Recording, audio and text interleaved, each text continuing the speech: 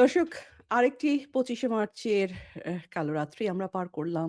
আরেকটি ২৬শে মার্চ আমাদের স্বাধীনতা দিবসও পার হয়ে গেল। ইউনূস সরকারের ইতিহাস রিসেটের শাসন আমরা দেখেছি। এখন নতুন বিএনপি সরকারের সময়ে আমরা কি দেখছি এই পর্যন্ত? সেইটা নিয়ে একটু বলি। একটি স্বাধীন দেশের পার্লামেন্টে দণ্ডিত যুদ্ধাপরাধীদের পক্ষে শোক প্রস্তাব জানিয়ে বিএনপি যখন তার যাত্রা শুরু করল, তখনই কিন্তু দর্শক আমরা এই অনুষ্ঠানেই আপনাদেরকে বলেছিলাম যে ইতিহাস থেকে বাংলাদেশের রাজনীতিবিদরা তেমন কেউই কিছু শেখেন না এবং সম্ভবত ইতিহাস থেকে সবচেয়ে কম শেখা দল হলো বিএনপি। যেই দলটি এই দেশের মুক্তিযুদ্ধের নেতৃত্ব দিয়েছিল, সেই আওয়ামী লীগের কার্যক্রম আজও নিষিদ্ধ। আর এই একই সময় মির্জা ফখরুল ইসলাম আলমগীর স্পষ্ট করে জানিয়ে দিয়েছেন যে এই নিষেধাজ্ঞা তুলে নেওয়ার কোনো ইচ্ছে নাকি তাদের নেই। অন্যদিকে দর্শক, বহু বছর পর মার্কিন কংগ্রেসে ১৯৭১ সালের পাকিস্তান বাহিনীর হত্যাযজ্ঞকে গণহত্যা হিসেবে স্বীকৃতি দেওয়ার প্রস্তাব উঠেছে। বিশ্ব যখন আমাদের এই ইতিহাসকে স্বীকৃতি দিতে শুরু করেছে, তখন আমরা নিজেরাই কিন্তু সেই ইতিহাসকে অস্বীকারের পথে হাঁটছি। আর বাংলাদেশে স্বাধীনতার এত বছর পর এই প্রথমবারের মতো ঢাকায় উদযাপিত হয়েছে পাকিস্তানের জাতীয় দিবস। ঢাকাস্থ পাকিস্তান হাই কমিশনে আনুষ্ঠানিকভাবে পতাকা উত্তোলন করা হয়েছে পাকিস্তানের। এখন বিএনপি এবং জামাতের রাজনৈতিক যে সখ্যতা, সেই ইতিহাসটি যারা জানেন, তারা জানবেন যে ৩০ লক্ষ মানুষকে গণহত্যা করা আর ৪ লক্ষ মা-বোনকে ধর্ষণ করা, পরাজিত পাকিস্তানের জাতীয় দিবস পালন করা বাংলাদেশে কোনো কূটনৈতিক শিষ্টাচার নয়। এর ভেতরে লুকিয়ে আছে আরো গভীর একটি বার্তা।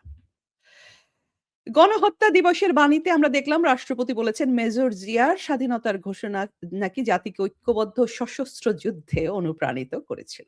একই সঙ্গে বিএনপির পক্ষ থেকে স্বাধীনতার ঘোষক নিয়ে ব্যাপক প্রচারণা শুরু হয়েছে। তাদের শীর্ষস্থানীয় নেতারা একের পর এক বক্তব্যে জিয়াউর রহমানকে স্বাধীনতার ঘোষক হিসেবে তুলে ধরেছেন। এখন দর্শক, এখানে আমাদের একটু থামতে হবে এবং একটু স্পষ্ট করে আমাদের বলতে হবে জিয়াউর রহমান আসলে কে ছিলেন। তিনি ছিলেন একজন সামরিক কর্মকর্তা। মুক্তিযুদ্ধের সময় তিনি একজন সেক্টর কমান্ডার হিসেবে যুদ্ধ করেছেন, যেটি নিঃসন্দেহে দর্শক সম্মানের, সেটি আমরা স্বীকার করি। ২৬শে মার্চের পর বঙ্গবন্ধুর পক্ষ থেকে একটি বার্তা তিনি পাঠ করেছিলেন, যা চট্টগ্রাম বেতার কেন্দ্র থেকে প্রচারিত হয়। তো তিনিই ছিলেন, জিয়াউর রহমান ছিলেন বড়জোর একজন বার্তাবাহক। কিন্তু তিনি ছিলেন না এই স্বাধীনতা সংগ্রামের রাজনৈতিক নেতৃত্ব, তিনি ছিলেন না এই জাতির মুক্তির স্থপতি।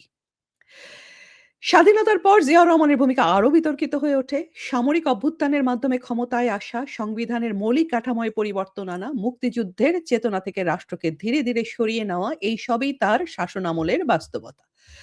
রাজনীতিতে ধর্মভিত্তিক শক্তি জামাতকে পুনর্বাসন করা, যুদ্ধাপরাধের দায়ী অভিযুক্তদের জন্য রাজনৈতিক ক্ষেত্র উন্মুক্ত করা, এই সব সিদ্ধান্ত বাংলাদেশের রাজনৈতিক চরিত্রকে দীর্ঘমেয়াদে প্রভাবিত করেছে।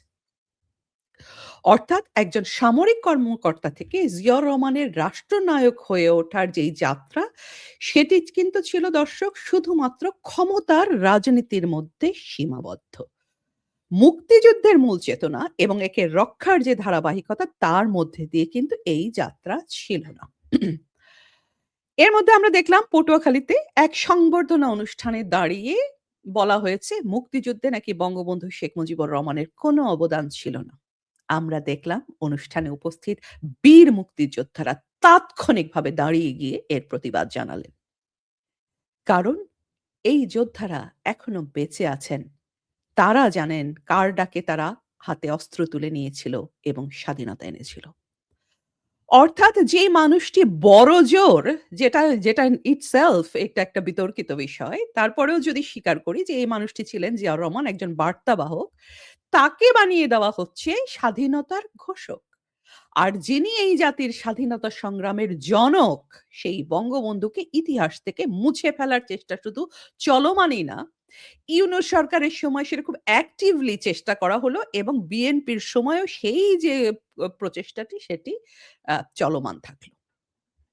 তাহলে প্রশ্ন আসে, এটা কি সেই বাংলাদেশ যার জন্য আমরা লড়েছিলাম? আমাদের বাপ-চাচারা লড়াই করেছিল? যারা ভেবেছিলেন যে এই ইউনূস সরকারকে, এই মববাজ লুটেরা, বাটপার ইউনূস সরকারকে সরিয়ে দিয়ে এবং বিএনপিকে এনে রাজাকারদের বা জামাতের উত্থান ঠেকানো গেছে। তারা কি আজকে বাস্তবতা দেখছেন? বুঝতে পারছেন কি হচ্ছে? দর্শক, ইতিহাস কখনো শূন্যতা পছন্দ করে না। আপনি যদি সত্যকে সরিয়ে নেন, সেখানে কিন্তু মিথ্যা এসে জায়গা করে নেয়। এখন আসি একটা খুব গুরুত্বপূর্ণ প্রমাণের জায়গায়। কে ছিলেন বাংলাদেশের ইতিহাসের মহানায়ক, স্বাধীনতার ঘোষক কিংবা স্থপতি? এখানে আমি শুধু আমাদের বাংলাদেশের নিজেদের লেখা ইতিহাসের কথা বলছি না।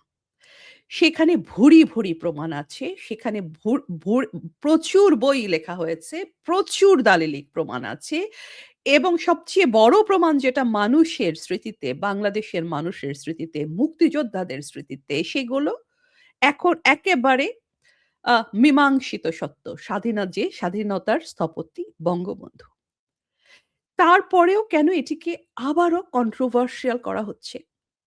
তো এখন আমরা এই নিজেদের লেখা ইতিহাস, আমাদের নিজেদের ইতিহাসের বাইরে, নিজেদের বয়ানটার বাইরে গিয়ে একটু ইতিহাসের প্রতিপক্ষের দিকে আমরা একটু তাকাই। আমরা তাদের দিকে তাকাই চলুন, যারা বাংলাদেশের মানুষের বিরুদ্ধে এই যুদ্ধ পরিচালনা করেছে, যারা এই গণহত্যার সাথে যুক্ত ছিল, যারা পাকিস্তান রাষ্ট্রযন্ত্রের একেবারে কেন্দ্রবিন্দুতে ছিল। সেই পাকিস্তানিদের কথা একটু বয়ানটা একটু আমরা শুনি। কয়েকটা বইয়ের উল্লেখ করি এখানে। আ বহু ভুরি, ভুরি বই লেখা হয়েছে। তারপরেও জাস্ট কয়েকটা যেগুলো খুবই বিখ্যাত সেগুলোর কথা বলি। 'Witness to Surrender', 'The Betrayal of East Pakistan' এবং 'A Stranger in My Own Country, East Pakistan 1969 to 1971'। তো সিদ্দিক সালিকের বই এবং নিয়াজি, সেই কুখ্যাত নিয়াজি সাহেব, তাদের সবার বইগুলো যদি আমরা পড়ি, তাহলে আমরা দেখি যে ১ম এ মনে রাখতে হবে এই বইগুলো কিন্তু কোনো মুক্তিযোদ্ধা লেখেননি, কোনো আওয়ামী লীগ নেতা লেখেননি। এগুলো লিখেছেন পাকিস্তানি সেনাবাহিনীর ভিতরের মানুষ, জেনারেল অফিসাররা, যারা ১৯৭১ এর ঘটনাগুলোকে অ অ ঘটনাগুলোর প্রত্যক্ষ অংশ ছিলেন। সেই জেনারেলদের ভিউ কি ছিল? তাদের বয়ানটা কি ছিল এই মুক্তিযুদ্ধ? এই কারণেই কিন্তু এই লেখাগুলোর গুরুত্ব অসাধারণ। কারণ এখানে এই পাকিস্তানিরা জেনারেলরা আ এ যু এ এই বইগুলো লিখেছেন। এখানে তার মানে কেউ বঙ্গবন্ধুকে মহিমান্বিত করতে চাননি। কেউ এখানে বাংলাদেশের পক্ষে কিন্তু ইতিহাসটি লিখছেন না। বরং তারা পাকিস্তান তাদের নিজেদের ব্যাখ্যা দিতে চেয়েছে। নিজেদের অবস্থানকে এক ধরনের ন্যায্যতা দেওয়ার আপ্রাণ চেষ্টা করেছে। আর ঠিক সেই জায়গাতেই কিন্তু বের হয়ে আসে প্রকৃত সত্য। কারণ শত্রু সবসময় জানে তার আসল প্রতিপক্ষ কে। তো পাকিস্তানি এইসব জেনারেল, কুশীলব এবং হিস্টোরিয়ানদের এইসব বর্ণনায়, এইসব বিশ্লেষণে, এইসব যে তারা চেষ্টা করেছেন নানাভাবে লেইম ভাবে যে আত্মপক্ষ সমর্থনে, সেইখানে কিন্তু তারা বারবার একটি নামকেই উঠিয়ে এনেছেন আ এবং যাকে তাদের মেইন প্রতিপক্ষ হিসেবে তারা তুলে এনেছেন তাদের জবানিতে, সেই নামটি বঙ্গবন্ধু শেখ মুজিবুর রহমান। তাদের চোখে, এই পাকিস্তানি জেনারেলদের চোখে বঙ্গবন্ধু শেখ মুজিবুর রহমান হচ্ছেন সেই ব্যক্তি যার নেতৃত্বে পূর্ব পাকিস্তান অচল হয়ে গিয়েছিল। যার রাজনৈতিক শক্তি পাকিস্তান নামের রাষ্ট্রটিকে সরাসরি চ্যালেঞ্জ করেছিল। যার আন্দোলনে শেষ পর্যন্ত পাকিস্তান ভেঙে গেছে এবং বঙ্গবন্ধু শেখ মুজিবুর রহমানই ছিলেন তাদের চোখে সেই ব্যক্তি যে বাংলাদেশকে স্বাধীনতার দিকে এগিয়ে নিয়ে গিয়েছিলেন। বঙ্গবন্ধু ছিলেন তাদের চোখে সেই নেতা যিনি পূর্ব পাকিস্তানকে একেবারে পুরোপুরি পূর্ব পাকিস্তানের নিয়ন্ত্রণ যার হাতে ছিল, বাংলাদেশের স্বাধীনতা তিনি আ মহানায়ক ছিলেন। তো এইটি কিন্তু তারা তো বঙ্গবন্ধুকে আর মহানায়ক বলছেন না, তারা বলছেন বঙ্গবন্ধুকে তাদের মূল শত্রু হিসেবে। কিন্তু সেই বর্ণনায়, কোনো বর্ণনায় কিন্তু কোথাও জিয়াউর রহমানের নামটি পর্যন্ত নেই। শুধু এই বইগুলিই নয়, পাকিস্তানিদের লেখা ইতিহাসের কোনো বইতেই কেউই জিয়াউর রহমানের ওই সময়কার ৭১ সালের ঘটনা প্রবাহ বিশ্লেষণে জিয়াউর রহমানের নাম কিন্তু কেউই খুঁজেই পাবে না। না কোনো রাজনৈতিক আলোচনায় সেই সময়কার, না কোনো সামরিক পরিকল্পনায়, না ক্ষমতা হস্তান্তরের প্রক্রিয়ায়, নাকি সেই সংকটের কোনো কেন্দ্রীয় চরিত্র হিসেবে কিন্তু জিয়াউর রহমানকে তারা স্বীকারই করে না। তিনি যেন এই ইতিহাসের কেন্দ্রীয় মঞ্চে উপস্থিতি নন। না প্রধান চরিত্র হিসেবে, না এমনকি সহ অভিনেতা হিসাবে, না উনি এমনকি জিয়াউর রহমান ওই প্রেক্ষাপটেরও কোনো অংশ হিসেবে উপস্থিত নন। তো এইটা কেবল শুধু জিয়াউর রহমান সাহেবের অনুপস্থিতি নয়, এটি কিন্তু আরো একটি প্রমাণ। জিয়াউর রহমান যদি সত্যি ১৯৭১ সালের সেই সংগ্রামের মুক্তিযুদ্ধের কেন্দ্রীয় নেতা শুধু নন, এমনকি একটা মিনিমাম গুরুত্বপূর্ণ কেউ হতেন। যদি তিনি সত্যিই সেই পর্যায়ের হুমকি হতেন যিনি বলছেন যে এখন জিয়াউর রহমান ছিল স্বাধীনতার ঘোষক। সে এমনই ঘোষক যাকে পাকিস্তানিরা তাদেরকে ইভেন acknowledge করাটা পর্যন্ত প্রয়োজন মনে করে না তাদের ইতিহাসে। উম তা he doesn't exist simply। তো তো পাকিস্তানের রাষ্ট্রের জন্য যদি জিয়াউর রহমান সত্যিই হুমকি হতেন, তাহলে তো শত্রুর বর্ণনায়, পাকিস্তানের বর্ণনায় তার উপস্থিতি থাকবে না, ছত্রে, ছত্রে থাকার কথা। যেরকম আছেন বঙ্গবন্ধু শেখ মুজিবুর রহমানের নাম। প্রতিটি ছত্রে, প্রতিটি বইতে উল্লেখ যে বঙ্গবন্ধু শেখ মুজিবুর রহমান হচ্ছে পাকিস্তান ভাঙার, বাংলাদেশের স্বাধীনতার জন্য মূল দায়ী ব্যক্তি। এমনকি ইয়াহিয়া খান, স্বয়ং ইয়াহিয়া খান নিজেও কিন্তু তার সাক্ষ্যে বারবার বঙ্গবন্ধু শেখ মুজিবুর রহমানের কথাই বলেছেন। কোথাও জিয়াউর রহমানের নাম নেই। থাকার কথাও ছিল না দর্শক। একটু ব্যাখ্যা করে বলি। ১৯৭২ সালের জানুয়ারিতে মুক্তিযুদ্ধের পর বাংলাদেশ স্বাধীন হওয়ার পর ১৯৭২ সালের জানুয়ারিতে ইয়াহিয়া খানকে জুলফিকার আলী ভুট্টোর সরকার গৃহবন্দী করে। আর ইয়াহিয়া খান তখন হামদুর রহমান কমিশনের সামনে সাক্ষ্য দেন। তো এই হামদুর রহমান কমিশন খুবই ইম্পোর্টেন্ট একটা কমিশন। এই কমিশনটি গঠিত হয়েছিল ১৯৭১ সালের যুদ্ধ এবং পাকিস্তানের পরাজয়ের কারণ খুঁজে বের করার জন্য। তো ১৯৭২ থেকে শুরু করে ৭৪ সাল পর্যন্ত বিভিন্ন সময়ে কিন্তু ইয়াহিয়া খান এই কমিশনের সামনে বক্তব্য দেন। তো এই যে তিনি তার সাক্ষ্য দিচ্ছেন সেখানে তিনি বারবার শেখ মুজিবুর রহমানকে তুলে ধরেছেন ১৯৭১ সালের সংকটের প্রাইমারি ক্যাটালিস্ট হিসাবে। তাকে ইয়াহিয়া খান বর্ণনা করছেন সাবভার্সিভ এবং অ্যাজিটেটর বলে।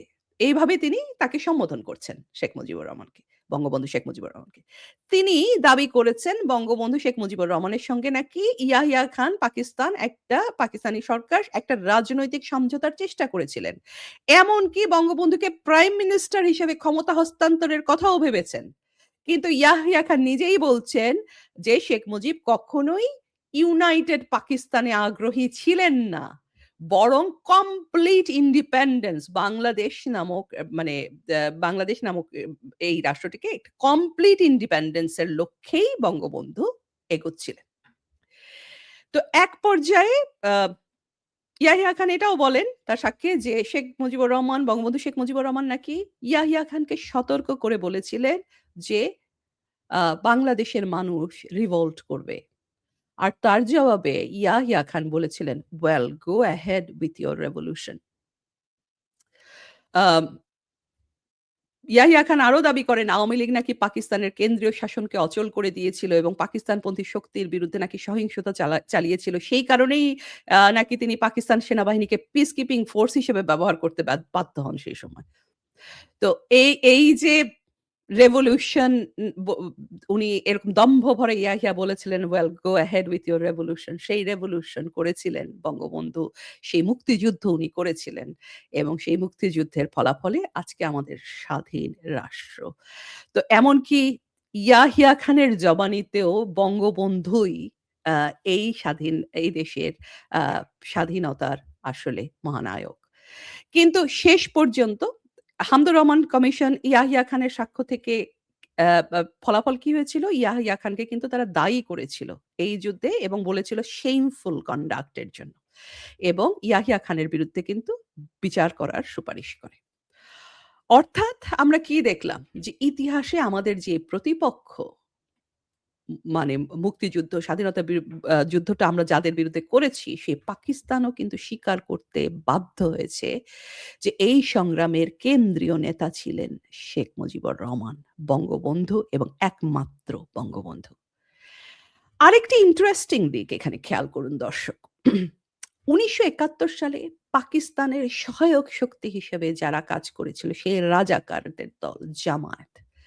তারাও কাকে তাদের প্রধান টার্গেট বানিয়েছে সবসময়? এই দেশটি স্বাধীন হওয়ার পর থেকে আমরা তা যা দেখছি যে সবসময় কাকে টার্গেট করেছে আক্রমণের জন্য, লক্ষ্যবস্তুর জন্য? বঙ্গবন্ধুকে, শেখ মুজিবুর রহমানকে। তারা কিন্তু কখনো জিয়াউর রহমানকে টার্গেট করেনি। তো বঙ্গবন্ধুর বাড়ি ভাঙা হয়েছে আমরা গত আট যে ১৮ মাসে যা দেখলাম ৩২ নম্বর ধ্বংস করা হয়েছে ১ বার নয় ৩ বার। বঙ্গবন্ধুর প্রতীক, তার স্মৃতি, তার উত্তরাধিকার একটার পর একটা কিন্তু আক্রমণের শিকার হয়েছে। এই রাজাকাররা আক্রমণ করেছে মুক্তিযুদ্ধের চেতনাকে, ৭১ এর পক্ষে থাকা প্রতিটি প্রতিষ্ঠানকে, এমনকি আমাদের জাতীয় সংগীতকেও যেটা বঙ্গবন্ধুর নির্বাচিত জাতীয় সংগীত আমাদের। তিনি চেয়েছিলেন যে রবি ঠাকুরের এই 'আমার সোনার বাংলা' এটাকে তিনি জাতীয় সংগীত বানাবেন। এটা বাংলাদেশ স্বাধীন হওয়ার আগে থেকেই। তো সেই জাতীয় সংগীতকেও প্রশ্নবিদ্ধ করার চেষ্টা করেছে, আক্রমণ করেছে জামাত। কারণ কি? কারণ এই জামাতও জানে এই জাতির আত্মা কোথায়? এই জাতির নেতৃত্ব কোথায়? শত্রু দর্শক সবসময় জানে যে কাকে আঘাত করতে হয়। এই দেশে কখনো জিয়াউর রহমানের কোনো স্ট্যাচু কিন্তু জামাত ভাঙতে যায়নি। কোনো রাজাকার বিরোধী কোনো রাজাকার, কোনো স্বাধীনতা বিরোধী শক্তি জিয়াউর রহমানকে টার্গেট করে না। সবসময় করে বঙ্গবন্ধু শেখ মুজিবুর রহমানকে। কারণ শত্রু অন্ধ নয়। সে কিন্তু খুব হিসাব করে আঘাত করে। সে জানে ঠিক কোন নামটি মুছে ফেলতে পারলে একটি জাতির স্মৃতি মুছে যায় দর্শক। তাহলে আজকে আমরা কাকে বিশ্বাস করব? ইতিহাসকে? নাকি ইতিহাস বদলানোর যে এই নতুন চেষ্টা সেটাকে? তো এর মধ্যেই আরেকটি ভয়াবহ বাস্তবতা কিন্তু আমাদের সামনে চলে আসছে। গণ অভ্যুত্থানে অংশ নেওয়া ছাত্র জনতাকে আইনি সুরক্ষা দিতে জুলাই গণ অভ্যুত্থান সুরক্ষা ও দায় নির্ধারণ অধ্যাদেশ হুবহু বিল আকারে সংসদে বিবেচনার জন্য সুপারিশ করা হচ্ছে বলে জানলাম আমরা। অর্থাৎ ২৪ এর ৫ই আগস্টের আগে এবং পরে পুলিশ হত্যা, গাছে ঝুলিয়ে দেওয়া, গাছে ঝুলিয়ে মানুষ মারা, দেশের সম্পদ লুটপাট সবকিছুর দায় মুক্তি দেওয়ার চেষ্টা চলছে। আর সেই দায় নিজের কাঁধে তুলে নিচ্ছে বিএনপি। আরেকদিকে ডিপ স্টেট এর প্রসঙ্গটা উঠে এসেছে। সরাসরি এই তথাকথিত জুলাই আন্দোলনের কুশীলবদের নিজেদের মুখ থেকেই। অন্তর্বর্তী সরকারের উপদেষ্টা আসিফ মাহমুদ সজীব ভুঁইয়া বলেছেন, তাদেরকে নাকি প্রস্তাব দেওয়া হয়েছিল ২০২৯ সাল পর্যন্ত ক্ষমতায় থাকার। শর্ত কি ছিল? শর্ত ছিল নির্দিষ্ট কিছু শক্তিকে মানে এই রাষ্ট্রবিরোধী শক্তিগুলোকে সুবিধা দেওয়ার, রাজনৈতিক প্রক্রিয়াকে নিয়ন্ত্রণ করা, এমনকি আদালতের প্রক্রিয়াকে পর্যন্ত ব্যবহার করে বিরোধীদেরকে নির্বাচন থেকে দূরে রাখার। আসিফ ভুঁইয়া নিজেই বলছেন যে একটা রোড ম্যাপ নাকি ডিপ স্টেটের পক্ষ থেকে তৈরি করে দেওয়া হয়েছিল যে কিভাবে নির্বাচনকে নিয়ন্ত্রণ করতে হবে, কিভাবে ম্যানিপুলেট করতে হবে, কিভাবে সাজাপ্রাপ্ত নেতাদেরকে বাইরে রাখতে হবে, কিভাবে ক্ষমতা ধরে রাখতে হবে। অর্থাৎ দর্শক শেখ হাসিনা ডিপ স্টেট নিয়ে যা বলেছিলেন সেটি আজকে শুধু আরেকটা তত্ত্ব নয়, এটা একটা কঠোর বাস্তবতা হয়ে আমাদের সামনে চলে এসেছে এবং কার কথাতে এসেছে? তাদের নিজেদের কথা, এইসব কুশীলবদের চক্রান্তকারীদের নিজেদের কথাতেই কিন্তু। আর আজকে আমরা দেখছি সেই পরিকল্পনা বাস্তবায়নের ডিপ স্টেটের সেই পরিকল্পনা বাস্তবায়নের পথেই কিন্তু হেঁটে চলেছে বিএনপি। আর তারই ধারাবাহিকতায় আমরা কি দেখছি? নিরাপত্তা উপদেষ্টা খলিলুর রহমানকে পররাষ্ট্রমন্ত্রী বানানো হচ্ছে।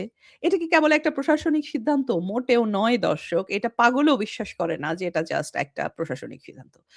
এটা সেই বৃহত্তর সমাজ সমঝোতারই অংশ যেখানে রাষ্ট্রের গুরুত্বপূর্ণ জিনিসগুলোকে নির্দিষ্ট একটা বিদেশি শক্তির হাতে কিন্তু তুলে দেওয়া হচ্ছে। তো এই প্রশ্নগুলো এখন আর এড়িয়ে যাওয়ার মতো নয় দর্শক। তো শেষে আ বক্তব্যের শেষে আমি আসলে এই যে একটা সময় আমরা দাঁড়িয়ে আছি, এখানে আমি বিএনপিকে একটি ধন্যবাদ দিতে চাই। বিএনপিকে ধন্যবাদ ইউনূসের সমস্ত অপকর্মের দায় নিজেদের কাঁধে তুলে নেওয়ার জন্য। কারণ শেখ হাসিনা এটার মাধ্যমে তারা প্রমাণ করল যে শেখ হাসিনার প্রতিটি কথা আসলে সত্য ছিল। কারা দেশের স্বার্থের সাথে বেইমানি করেনি? কারা বিদেশি প্রভুদের কথায় দেশ বিক্রি করেনি? সেইটি প্রমাণ হয়ে গেল আজকে এবং সেইটির জন্য আমি অ্যা বিএনপিকে এক ধরনের ধন্যবাদই দেই যে তাদের নিজেদের চেহারাটি আসলে সামনে চলে আসছে।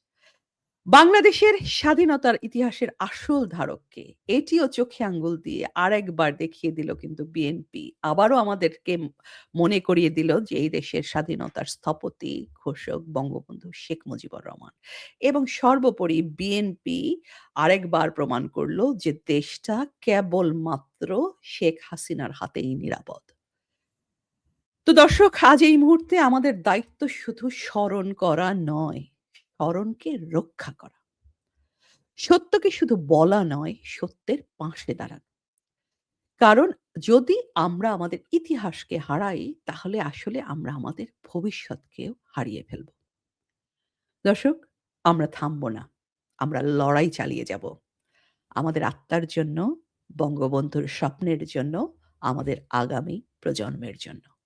জয় বাংলা, জয় বঙ্গবন্ধু।